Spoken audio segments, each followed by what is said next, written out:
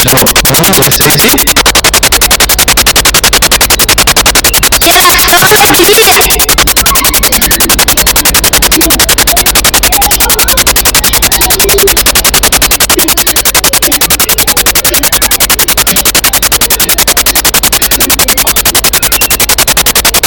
Hoje nós vamos fazer algo diferente. Eu vou chamar vocês a virem aqui na frente, vejam. Cada um dá a mão, vamos fazer um círculo aqui na frente pra gente orar junto. Cada um dá uma mão um pro outro. Vamos fazer um círculo bonito.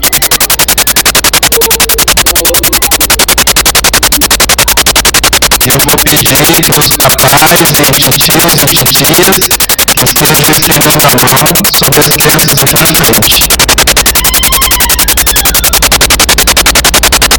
Então vamos orar. Santo, Santo Deus, louvamos o teu nome, Pai, porque esses são os filhos, ó Deus, que o Senhor nos deu, ó Pai. Obrigado, Senhor, porque essas crianças fazem parte do seu reino, ó Deus. Nós queremos colocá-las no seu altar, ó Pai, e declarar, Senhor, que elas pertencem a Ti, ó Deus.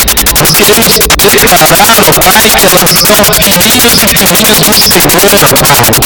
E que se elas ainda não Te conhecem, elas vão saber, Senhor, que o Senhor morreu por elas também. E que eles são salvos no nome de Jesus, ó Pai. Abençoe eles, Senhor, no seu crescimento espiritual. Ajude-nos, Senhor, a estar ajudando eles, Senhor, a ouvir a sua voz. E que eles sempre, Senhor, sempre possam entender qual é a sua voz e nada contudo a tua voz diminuindo, ó Pai. Louvamos o seu nome por elas estarem aqui no nosso meio e declaramos mais uma vez que elas são suas, no nome de Jesus. Amém.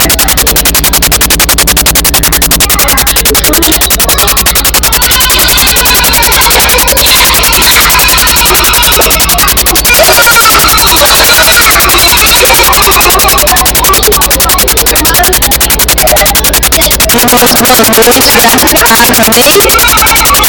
Mais uma vez, mais um dia nós podemos adorar o Senhor e eu creio que não só comigo, irmãos, mas como o Senhor falou conosco, né, nesse momento de louvor. E é tão bom a gente ministrar de tantas coisas em relação à oração, ao falar com Deus. Mas eu me preciso Deus nos dê lembrar de que, enquanto servos, enquanto filhos, nós precisamos ouvir a voz do Senhor. E a gente tem ouvido bastante aqui nas pregações sobre aquele que é ovelha e ouve a voz do pastor. Então, para mim tem um grande, eu sou muito resistente para vida de oração, para estar na presença do Senhor. E eu creio que não foi só comigo, mas para a igreja de uma forma geral. Se quisermos ter grandes experiências com o Senhor, temos que aprender a ouvi-lo, né? Saber o que Ele está dizendo naquele momento para nós. Irmãos, eu estou feliz, mas também estou um pouquinho triste, né? Porque passou tão rápido o tempo aqui no Nordeste americano. Eu vou retornar para o Amazonas quinta-feira, dia 21. Eu estou triste um pouquinho, mas eu estou feliz também, por outro lado, porque a gente sabe do chamado do Senhor e às vezes a gente fala, mas como é assim que vocês estão voltando? Irmãos, é tão incrível que quando eu chego eu fico super feliz. Mas outra parte, tem momentos que chega de noite que eu tenho que voltar, porque o seu lugar é lá, as coisas estão acontecendo lá.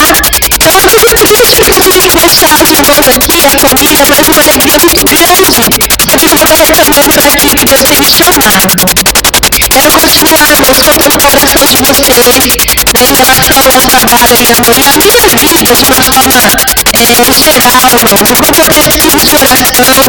Esse ano que passou foi um ano de muitas lutas, mas eu creio que os irmãos estarão orando por mim nas quartas-feiras, nas suas casas. E olha, irmãos, para que Deus possa agir naquela cidade, naquilo que nós trabalharemos, com santidade na vida das pessoas, com conversão, que as lideranças que estarão envolvidas, na qual nós trabalharemos juntos, que sejam lideranças comprometidas com santidade, porque faz toda a diferença quando a igreja se preocupa e se prontifica a viver em santidade. As coisas fluem de uma forma muito especial e pode acontecer de maneira muito maior do que a gente pode imaginar, né? Então eu quero muito pedir que vocês orem nesse sentido, pela minha vida, pela do ano de 2015. Amém? Irmãos, eu quero falar um pouco hoje de um texto bem conhecido, mas que Deus tem ministrado ao meu coração. Verdade nesse salmo. Nós estamos aí com o tema, de um novo rebanho. E o Senhor tem me colocado como um bom pastor. E ele diz lá no texto que nós estamos lendo aqui, o bom pastor que dá a vida pelas ovelhas, o bom pastor que ama as ovelhas, o bom pastor que fala para as ovelhas. E nós vamos meditar um pouco nesse salmo. Esse salmo aqui é um salmo tão conhecido, é um salmo tão lido por muitas pessoas, muitas vezes dito, crianças recitam o versículo primeiro e todo mundo acha lindo. É muito conhecido. Só que se nós olharmos e profundizarmos nele, vamos encontrar verdades que naquele momento você morre, o pastor continua o coração no meio desse salmo. Jamais é desgastante olharmos e lermos essa palavra, porque são palavras de conforto e consolo para as nossas vidas. Então eu quero falar um pouco nessa noite sobre conhecer um bom pastor e sendo guiado por ele. Todos nós sabemos o quanto temos sido beneficiados, quando somos felizes por termos um bom pastor como o Senhor das nossas vidas, não é verdade? O quanto nós precisamos do consolo, da direção, de tudo quanto esse bom pastor tem trazido a nós. E como a gente tem falado muito sobre ovelhas, sobre pastores, e a gente pode perceber o quê? Que uma das características muito fortes da ovelha é a necessidade de um pastor. Nenhuma ovelha vai poder viver isolada sem um pastor. Até um slogan que eles usam lá em Manaus, que dizia assim, que ovelha isolada vira atriz de jogo. Então, se ela está isolada, o lobo vem e come mesmo. Então, a ovelha precisa poder ter essa necessidade de ter alguém para direcioná-la, de ter alguém para guiá-la. E não tem pensando, isso é uma característica da ovelha, que nós somos assim, mencionados, comparados a ovelhas. Queridos, sabe que eu tenho, em vários sentidos, muita semelhança com essa característica da ovelha? E eu acho que não só eu, mas a maior parte das pessoas. Porque essa questão de direção, de necessitarmos de termos alguma coisa para nos direcionar. A gente vê que o ser humano é tão consciente disso que se formou o quê? GPS, tem aí o Google, só que eu consigo me perder com os mapas do Google. Se for só eu, me desculpa, eu não consigo fazer o mapa e não consigo conduzir esse caminho. Mas não é porque eu estou lá no meio do mato, só água, então eu consigo fazer essas proezas. Mas é uma coisa que o ser humano, de uma forma geral, ele tem na sua vida cotidiana, na sua vida corriqueira. Em todos os sentidos, ele tem necessidade de alguma coisa para direcioná-lo. E na vida espiritual não é diferente. Nós também temos necessidade de algo que nos direcione, de algo que nos fale por onde ir, o que fazer, como fazer. Então, conhecer o que vamos fazer, para onde irmos, é essencial, irmãos. E a deficiência de conhecer o que estamos seguindo, ou a quem estamos seguindo, é algo muito grave. Então, aqui nesse salmo, Davi, ele fala uma verdade que no primeiro versículo já fica totalmente ressaltado. Ele diz assim, o Senhor é o meu pastor e nada me faltará. Nós usamos até como jargão muitas das vezes, olha, e aí como que tá? Tá tudo bem, o Senhor é meu pastor, nada me faltará. E está indo tudo que é lugar e o Senhor é meu pastor, nada me faltará. Mas o que Davi estava de fato falando quando ele disse esse versículo? O que ele estava dizendo? O que não faltaria a ele? Como ele via o Senhor como seu pastor? Então, primeiramente, aqui, nós podemos perceber, nas primeiras palavras, que Davi ele diz que o Senhor é o seu pastor. Ele não fala assim simplesmente, ter alguma coisa, Senhor, mas o Senhor. E se nós formos avaliar esse texto, esse Senhor, ele é usado como a mesma palavra que é usada quando Deus se revela a Moisés. E Moisés pergunta se o que ele falaria, quem era. E o que o Senhor diria? Eu sou. Que era para Moisés simplesmente dizer, eu sou. Então é como se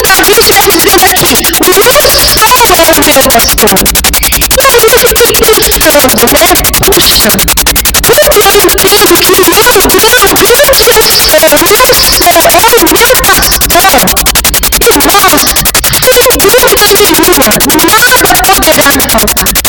Davi, ele consegue entender que esse grande Deus, esse Deus soberano, esse Deus criador, porque quando Deus ele se revela como eu sou, pode perceber que ele não se especifica no que ele é, ele diz simplesmente eu sou absoluto. Se alguém perguntar para mim, o que você é? Eu vou dizer, eu sou. Eu vou ter que especificar alguma coisa sobre a minha natureza. Daí eu sou alguma coisa, o cachorro, ele é um cachorro. Então todos nós somos alguma coisa. Mas Deus não especifica o que ele é, porque ele não é uma criatura, ele é o Criador. Na amplitude de Deus, ele é soberano, ele é o grande eu sou. E mesmo nós tendo este grande eu sou como Senhor das nossas vidas, isso é maravilhoso. Está destruindo em nós corações de alegria, mesmo em meio a toda a perplexidade que possamos enfrentar. O meu ser é suficiente nas nossas vidas. E esse versículo primeiro, ele me ressalta essa verdade na vida de Davi. O contentamento, a satisfação plena daquilo que Deus era na vida dele. E Deus era o que na vida dele? Um pastor. E a gente comecei observando ali, lendo, e a gente percebe que ele começa falando que nada lhe faltaria. E nos versículos que vieram depois, ele começa a descrever de uma forma mais específica o que era que não faltaria. Mas ainda, esse versículo 1 faz um tratado geral e depois ele vai especificando. E quando nós vemos que Davi, ele usa situações do seu dia a dia, eu comecei a imaginar, quando Davi começou a escrever esse salmo, ele não tinha noção, irmãos, do quanto que isso repercutiria, do quanto que esse salmo seria importante para a vida de tantas pessoas, do quanto que isso traria consolo para tanta gente. E eu fico pensando que Davi ele foi motivado a uma coisa que era prático da sua vida. Ele não era pastor de ovelhas? Então, quando ele fala sobre o Senhor como seu pastor, ele entendia de uma forma muito clara o que ele estava dizendo, porque ele era um pastor. Mas ele sabia que o Senhor como pastor dele estava muito acima da condição dele de pastor. Mas como pastor, ele também amava as suas ovelhas, ele cuidava das suas ovelhas. E ele mostra isso do Senhor em relação a nós. E Davi, quando ele consegue colocar palavras a respeito daquilo que Deus era no seu cotidiano, daquilo que Deus era na sua vida, que nos impressiona hoje. E aí eu fiz uma pergunta para mim mesma. E eu gostaria de fazer essa pergunta para você. Se nós tivéssemos que descrever algo sobre Deus, irmãos, em relação ao nosso cotidiano, em relação ao que é corriqueiro para nós, em relação à nossa própria vida, se nós tivéssemos que escrever algo, o que nós escreveríamos sobre Deus? Se tivéssemos que deixar isso para as futuras gerações, quando os bisnetos lá do irmão Judaí pegar para ler e falar, mas gente, o que eles entendiam sobre Deus, o que Deus representava para eles? E aí lendo, que impacto será que isso traria para a vida dessas futuras gerações? Davi não tinha noção do que isso poderia trazer, mas uma coisa era certa, as palavras que ele escreveu foram palavras ligadas a muita intimidade com Deus. A nossa intimidade com Deus hoje nos levaria a escrever o que sobre Ele? Isso me incomodou, sabe? Eu fiquei pensando, o que eu escrevo? Nada de elegante, não seria Bíblia não, tá? É só uma colocação para nós entendermos. O que eu escreveria? O que eu deixaria de mensagem a respeito do meu Deus? Será que quando meus bisnetos, tataranetos e tudo mais ouçam também eu dizer assim, olha, minha avó, bisavó, e tanto, ela tinha uma intimidade profunda, ela entendia que Deus era tudo para a vida dela. Ou será que eu poderia dizer, puxa, Deus não foi muito legal com a minha bisavó, mas olha as palavras dela, tem um pouquinho de murmúrio aqui na palavra, murmuração. eu vou falar uns descontentamento. Ela não ficou tão feliz com a vida dela com Deus. Poxa, Deus não é assim, né? Olha, famílias da avó Deus não foi tão fiel. Porque a nossa vida hoje, a nossa intimidade, nós faríamos escrever o que realmente ele tem significado para nós. E Davi, ele escreve, ele fala. E ainda ele diz que sendo o Senhor o seu pastor, nada lhe faltará. Ele começa a falar desse contentamento que ele tinha pleno em Deus. E não é compreensível hoje o nosso posicionamento em relação à nossa satisfação em Cristo. Como o salmista tem aquela música que diz, né, estou satisfeito com Cristo. Estar satisfeito não é simplesmente gostar hoje e deixar de gostar amanhã. Estar satisfeito, estar pleno, é entender, em Deus eu tenho tudo quanto eu preciso. Foi na lei da meditação e aí um determinado missionário, ele estava em uma ilha. E aquela ilha onde estavam muitas pessoas leprosas. E no momento de culto, o missionário ele abre a oportunidade para que alguém sugerisse um hino que fosse um hino tocante, um hino que realmente as pessoas ali se identificassem com aquele hino. Então havia uma ilha com leprosos, gente, imagina a situação. E aí o missionário, para surpresa dele, uma senhora levanta as mãos. Uma senhora já com o seu nariz desfigurado, com o rosto desfigurado, já parte do nariz sem pelo por conta da doença, a orelha, os lábios já danificados também. E aí ela diz que o hino que ela gostaria conta as bênçãos, né? Conta as bênçãos ditas, aí eu fiquei pensando, meu Deus, em nenhuma situação como essa, ela não tinha, parte do seu corpo já tinha sido desfigurado, mas o seu coração e a sua fé se mantinham intactas diante do Senhor Todo-Poderoso, porque Ele virou o seu pastor e nada lhe faltará. E aí, conta-se ainda de determinado homem que chegou para o pastor e disse, no momento de muitas, de um colapso financeiro na vida dele, falido, ele chega e diz para o pastor, pastor, perdi tudo. E o pastor olha para aquele irmão e fala, meu irmão, que tristeza, você perdeu a sua fé. Não, pastor, não perdi a minha fé. Então, irmão, diante de tudo isso, você perdeu o seu caráter. Não, pastor, meu caráter está do meu jeito, eu não perdi. E o pastor pode ter feito uma afirmação. Não, a salvação está em Cristo, está tranquilo, estou salvo. Então você não perdeu nada que não tivesse perdido não. Então isso é um estado de contentamento. Mas eu estava vivendo dias hoje, eu tenho batido nisso porque isso me traz tristeza, descontentamento de pessoas. Inclusive dias as pessoas estão colocando Deus na parede para que elas possam viver uma vida. Eu só posso estar feliz se eu tiver tal coisa.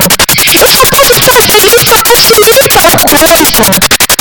Ah, eu perdi isso, nossa, eu estou arrasado. O Senhor não é tão fiel como foi dito, ele disse que Ele virou meu pastor e nada me faltaria. Mas tendo o Senhor como pastor e nada faltar, é não perder isso, não perder a fé, não perder aquilo que somos em Cristo, não perder a salvação, porque isso foi nos dado e ninguém pode tomar. O Senhor tomou, o Senhor nos deu, conquistou para nós a cruz do Calvário. E se nós fomos achos assim, fomos lavados pelo sangue, nada poderá nos tomar das mãos do Altíssimo e bom pastor. Então se alegre, se contente nisso. Deus, eu tenho tudo quanto eu preciso. Eu posso não ter tudo que eu quero, mas eu tenho tudo que eu preciso. É diferente, não é? A gente quer muitas coisas, mas nem sempre tudo que a gente quer. Quanto nós precisamos de tudo isso? Davi continua falando, e ele diz que o Senhor era o seu pastor e nada lhe faltaria, porque ele tinha também ali um entendimento de um Deus, irmãos, soberano, do Deus eu sou.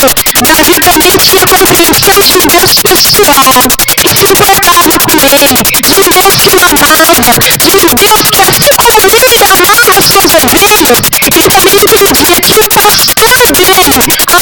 da mesma forma. E aí na continuação do salmo, Davi começa a colocar algumas situações que mostram o amor desse bom pastor para com as suas ovelhas. E aí nós vemos aqui, podemos observar provisões do Senhor em relação à vida das suas ovelhas. Porque nós não falamos que a ovelha tem necessidade, ela precisa de alguém para direcioná-la, ela precisa de pessoas para estar, ela sozinha não pode produzir seu próprio alimento, ela precisa do pastor levar em determinados lugares. E Davi começa a dizer isso no versículo 2. A primeira provisão do Senhor na vida, desse bom pastor na vida das suas ovelhas, diz que esse bom pastor, ele faz com que as suas ovelhas repousem em pastos verdejantes e leva para junto das águas de descanso. A primeira provisão é o descanso. Desculpe se nós passamos por situações, estamos vivendo bem situações que nos angustiam, que nós não conseguimos ter de fato esse descanso. Mas a palavra do Senhor diz que o nosso bom pastor nos proporciona isso. E há uma palavra que está no versículo 3, mas que eu acredito que complementa e finaliza o versículo 2. Ele diz que uma vez que o Senhor nos faz repousar em pastos verdejantes, uma vez que Ele nos leva a águas tranquilas, o que vai acontecer? A nossa alma vai estar refrigerada. A ovelhinha vai estar com a sua alma em paz. A ovelhinha vai ter sempre do seu pastor. O que a ovelha precisa para viver, irmãos? Dormir à noite e água para beber. O que a gente quer mais? Não é isso? O que nós temos que ter, irmãos? A provisão diária, que Ele tem falado que Ele tem nos dado todos os dias. Do comer, do beber, do vestir.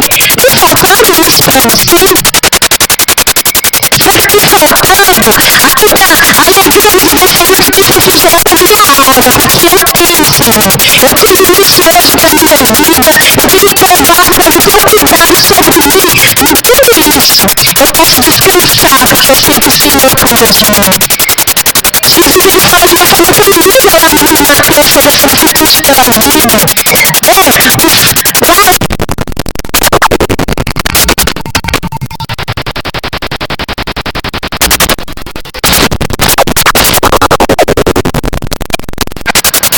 nossa falta de contentamento e a nossa busca por coisas que não que nós precisamos, mas que nós queremos, é que traz angústia para a nossa alma e traz para o nosso espírito essa busca. Mas irmãos, assim também é uma característica própria do ser humano, procurar o que ele não tem ver, não é verdade? Sempre está procurando.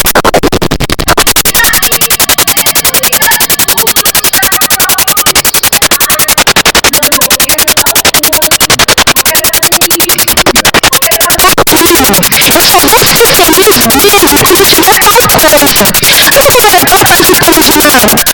Estava conversando com um pastor, eu também falo com alguns professores que também me encaram em Manaus, e ele falou assim, tem muita gente que diz, olha, eu não sou completamente feliz porque eu não sou casado. Ou então, eu só vou ser feliz mesmo quando eu tiver casa própria. Ou então, eu só vou ser feliz mesmo quando tiver isso ou aquilo. E aí, em relação ao casamento, ele viu uma coisa interessante. Ele disse assim, olha, esse negócio de casamotagem é história. Isso aí é esgoto pessoal. Aí, todo homem tem esse negócio de encontrar aquela metade para ser feliz. Se nós temos que encontrar aquela metade para ser feliz, então vamos ver, no máximo que significa isso. Porque você precisa de uma outra pessoa para fazer felicidade para você. E nós não precisamos de nada nem ninguém para trazer felicidade, irmãos. Nós precisamos de Cristo em nós, tendo pleno em nós, aí vai haver felicidade em nós. E nós podemos levar e ser felizes com outras pessoas procurando a felicidade que já existe em nós. Por que há tanto engano, há tanto erro de frustração? Porque as pessoas buscam nos outros a felicidade ao invés de buscar em Cristo. Buscam nas coisas a felicidade ao invés de buscar em Cristo. Então aí ele diz, nunca vai haver, estou buscando a metade. Vai haver o quê? Alguém feliz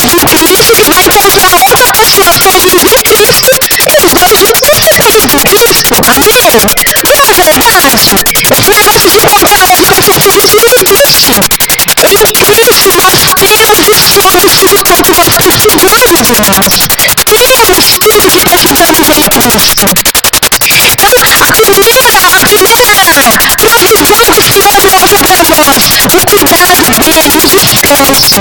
O versículo 3, olha, dá esse mesmo versículo, diz assim, que ele nos guia pelas veredas da justiça por amor do seu nome.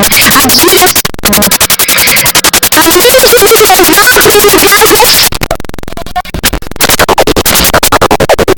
Calma. Então diz assim, tocar aí tranquilo, comer, beber, que agora é seguro. Não. Deus nos leva e tem paciência. Irmãos, vamos falar sério. Paciência diante de Deus no fim quem usa constantemente como repulsão. Eu acho que com a sua talvez também. Porque Deus nos dá a direção, Deus nos guia. Mas você sempre se sente ouvindo de verdade? Ovelhinha, uma das coisas da ovelhinha é ser curiosa. Por que será que eu sou comparada a ovelha? A ovelhinha é curiosa, ela toma no caminho dela, o buraco está aqui na frente. Mas além de teimosa, obediente, ela não consegue ver as coisas diferentemente. Ovelha não tem percepção de sentido pelo próprio olho. Então ela vai no sentido do buraco. O buraco está ali, todo mundo está vendo. Mas a ovelhinha não vê, porque está lá, tem deficiência. E assim é a nossa vida. Deus diz para nós, não, apenas só um pouquinho, vá para a esquerda, mas Deus, olha, todo mundo está indo pela direita. Não, a gente quer negociar essas coisas com Deus, e Deus vende para nós um caminho, e a gente insiste a subir e vai no caminho do coração. Então eu estou sentindo no meu coração concordando em vir aqui.